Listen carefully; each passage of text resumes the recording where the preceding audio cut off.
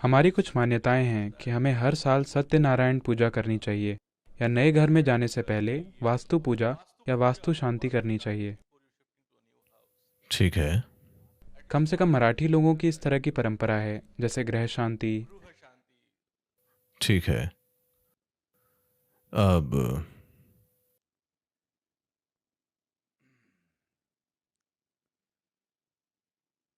सभी पूजाएं, इससे फर्क नहीं पड़ता कि आप कितनी सत्यनारायण की पूजा करते हैं। जो असत्य आप रोजाना अपने जीवन में पैदा कर रहे हैं, कोई सत्यनारायण पूजा आपको बचा नहीं सकती। सबसे बड़ी सत्यनारायण पूजा जो आप कर सकते हैं वो है आप कम से कम खुद के साथ सच्चे रहें। आप दूसरों के साथ सच्चे नहीं बन पाते, मैं आपको उसकी अनुमति दे दूंगा, पर कम से कम आपको खुद के साथ 100% सच्चा होना चाहिए, हाँ या नहीं? ये एक अद्भुत सत्यनारायण पूजा होगी जो उसी समय परिणाम देगी। वैसे भी आपकी सत्यनारायण पूजा आप खुद नहीं करते, कोई और इसे आपके लिए करता है। शायद उसे फायदा होगा पर आपका पता नहीं। आप धुएं का सामना करते हैं और आपको खांसी हो जाती है, अगले दिन आपके नाक में नसें सूजकर लाल हो जाती हैं। आमतौर पर आपके घर में सत्यनारायण पूजा का धुआं भर जाता है। धुआं नहीं होता? महाराष्ट्र में वे धुएं का उपयोग नहीं करते हैं। अच्छा, आप धुएं का उपयोग नहीं करते हैं। ओ, दक्षिण में ढेर सारा धुआं होता है। हालांकि अब वे इसे कम से कम कर रहे हैं, लेकिन प्राचीन पूजा बेशुमार धुएं के साथ हुआ करती थी। अगर सत्यनारायण स्मार्ट हैं तो वे इसके नजदीक कभी नहीं आएंगे। आप सत्यवादी बनिए, यह सबसे बड़ा सत्यनारायण व्रत है जो आप ले सकते हैं। That you take on his form. यानी आप उनकी तरह बन जाइए, कम से कम खुद से। दुनिया के साथ नहीं तो कम से कम खुद के साथ सच्चे बनिए। दुनिया के साथ भी आप इसे अपना सकते हैं, यह बहुत ही शानदार होगा, पर अगर वो आपके लिए संभव नहीं है तो खुद के साथ बिल्कुल सच्चे बनिए। आप देखेंगे कि जीवन बहुत सुंदर हो जाएगा। अब ये वास्तु, मुझे पता नहीं है कि आप केवल उस पूजा की बात कर रहे हैं जो प्रवेश के दिन की जाती है या इमारत को बनाने के तरीके की। हाउस वार्मिंग एक चीज है। देखिए, एक बात यह है कि जब नई इमारतें बनाई जाती हैं, हमेशा नहीं, कभी कभी जब नई संरचनाओं का निर्माण किया जाता है तो कभी कभी कुछ कारणों से कुछ नकारात्मक हवाएं वहां फंस सकती हैं। तो इसके पीछे विचार यह है कि जप द्वारा एक नई सकारात्मक ऊर्जा का निर्माण हो और हवन का भी कुछ प्रभाव हो। अग्निहोत्र और अन्य चीजों से वातावरण कुछ हद तक साफ होता है। हाँ, सबसे बढ़कर आप एक नए स्थान पर जा रहे हैं और आप कोई ऐसे व्यक्ति नहीं हैं जो इन सब से परे हैं। नहीं, आप कोई ऐसे व्यक्ति हैं जो इतने जागरूक हैं कि किसी चीज को देखकर समझ जाएं कि वो क्या है। आप जागरूकता की उस स्थिति में नहीं हैं, इसीलिए आपको कोई नई जगह में प्रवेश करने के लिए एक मानसिक प्रोत्साहन की भी आवश्यकता है, क्योंकि आपकी मूल भावना डर है। कृपया देखें, आपकी सबसे बुनियादी भावना डर है। तो कोई भी छोटी सी बात आपके जीवन को परेशान कर सकती है। आप एक नए घर में आते हैं और पेंट की गंध या किसी और वजह से आप सो नहीं पा रहे हैं, और अब आप सोचने लगते हैं कि ये क्या है, मेरे पुराने घर में मैं ठीक से सो रहा था, नए घर में भूत हो सकता है। आप बर्बाद हो जाएंगे, हैं? आप खत्म हो जाएंगे। बहुत सारे लोग कभी भी उस एक विचार से खुद को निकाल नहीं पाते। वे बस और आगे बढ़ते रहते हैं, सोचते रहेंगे और खुद को खत्म कर देंगे। तो इस तरह ये थोड़ी सफाई करता है, और इसके पीछे कुछ विज्ञान भी है। ध्वनियों के कुछ उच्चारण और गंधों से वहां एक निश्चित वातावरण बनता है, और आप उस सफेद कद्दू को बांधते हैं क्योंकि वो बहुत ही प्राणिक है। उसमें प्राण गूंजते हैं तो धीरे धीरे सकारात्मक ऊर्जा फैलती है। पर अगर आप इसे अपने पेट में डालें तो यह और भी बेहतर होता है। आप जानते हैं, मंदिर निर्माण के इस विज्ञान को एक बड़ी ऊंचाई पर ले जाया गया है। देखिए, आपको यह समझना चाहिए कि भारतीय मंदिर कभी भी पूजा या प्रार्थना स्थल के रूप में नहीं बनाए गए थे। यदि आप मंदिर जाते हैं तो किसी ने आपको प्रार्थना करने या अपना जीवन ठीक करने के बारे में, भगवान से विनती करने की परंपरा के बारे में नहीं बताया। उन्होंने आपसे कहा, यदि आप किसी मंदिर में जाते हैं तो आपको वहां थोड़ी देर बैठना चाहिए, है ना? क्योंकि ये स्थान ऊर्जा के केंद्र हैं, वे प्रार्थना के स्थान नहीं हैं। किसी भारतीय मंदिर में कभी भी कोई प्रार्थना नहीं करवाता है ना। देखिए, मान लीजिए कोई दूसरा पूजा का स्थान हो तो वहां कोई प्रार्थना कराता है। भारतीय मंदिर कभी भी किसी भी समय कोई ऐसी जगह नहीं थे, क्योंकि इन्हें एक ऊर्जा केंद्र के रूप में बनाया गया था, न कि प्रार्थना के स्थान के रूप में।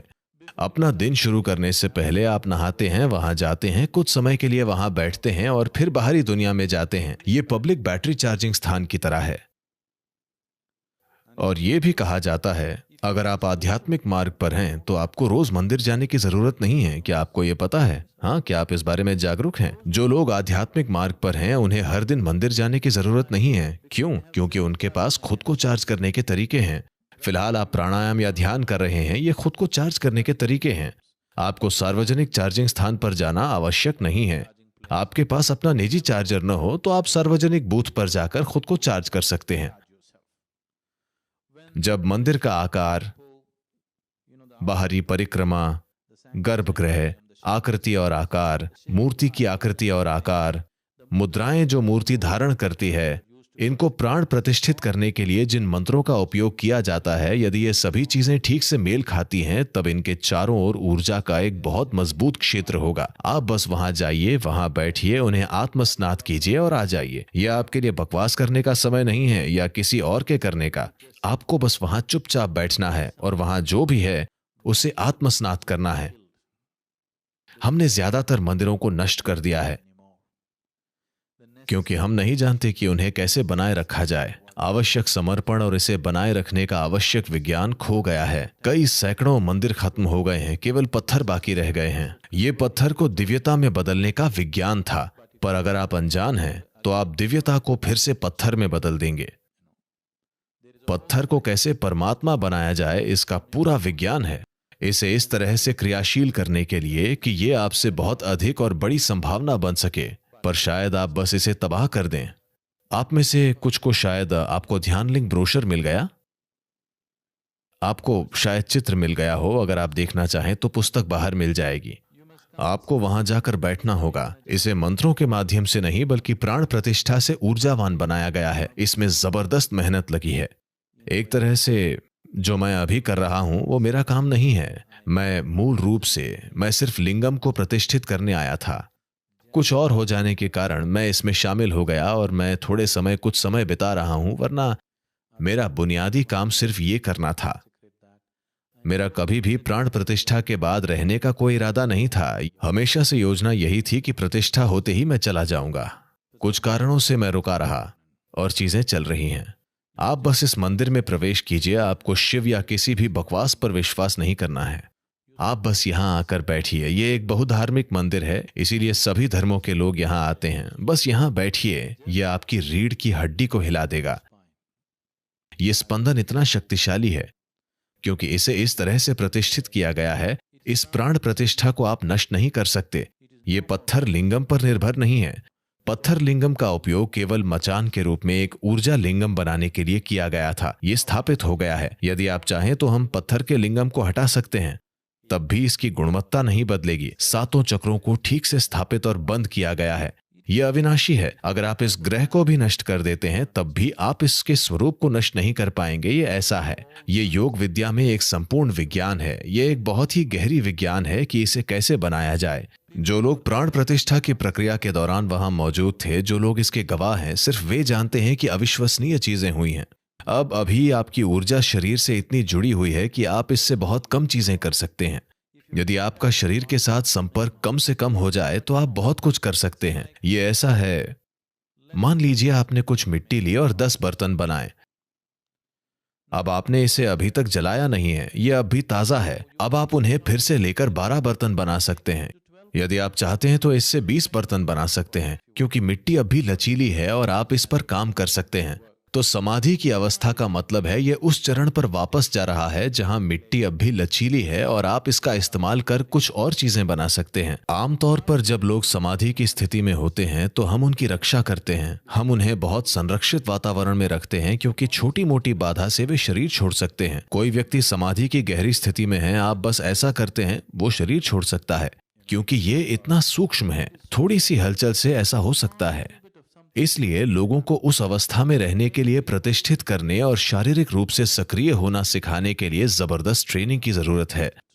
मुझे सही तरह से लोगों की तलाश करने और उन सभी को एक साथ लाने और धीरे धीरे इस स्थिति को तैयार करने में 20 साल लग गए।